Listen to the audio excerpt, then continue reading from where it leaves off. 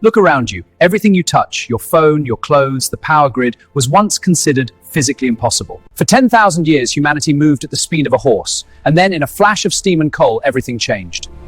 This wasn't just a change. This change was a change in human potential. The Industrial Revolution wasn't born in a palace. It was born in the minds of tinkerers, rebels, and dreamers who refused to accept good enough. We'll see how a few simple inventions ignited a global explosion of progress. We're talking about the blueprints of the modern world.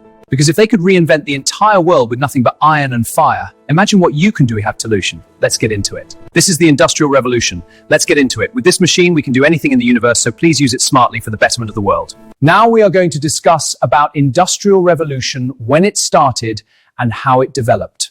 First, you see the video on Industrial Revolution, then I will ask you about the description of this video. The economic developments of the 1800s saw the development of agrarian and handicraft economies in Europe and America transform into industrial urbanized ones. The term to describe this phenomenon would be known as the Industrial Revolution and was first used by French writers but made popular by English economic historian Arnold Toynbee.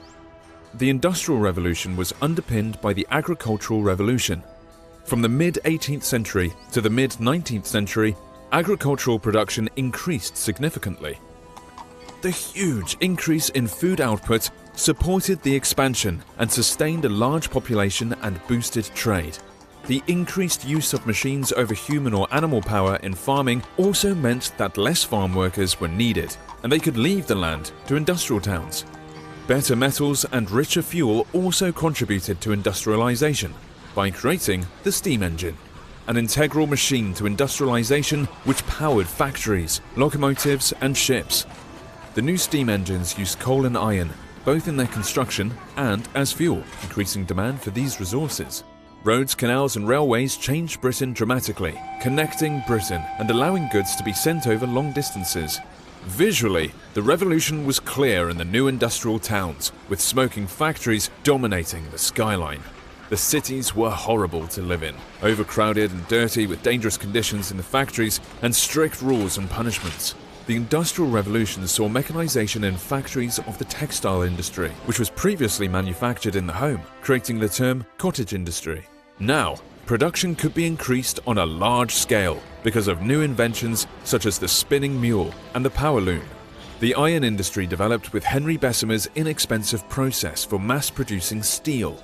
Iron and steel were key materials for constructing the tools and machinery, steam engines, and ships needed for the industrial progress. Industrial labor opportunities drew people to the cities from the countryside, to such an extent that in 1750 only 15% of the population of Britain lived in towns. By 1850, over 50% of the entire population of Great Britain lived in either a town or a city, and by 1900 it was 85%. London had 4.5 million people, Glasgow 760,000, Liverpool 685,000, and Manchester and Birmingham 500,000. Great Britain was the birthplace of the Industrial Revolution and was the only mature industrial economy for a long time. Historians have speculated that this was because, as an island, there was relative peace and stability for Britain compared to mainland Europe. Rather than spending on a large defensive standing army, capital could be spent on other ventures. I hope you have well understood about the Industrial Revolution. If you liked the video, please like, share, and subscribe to the channel.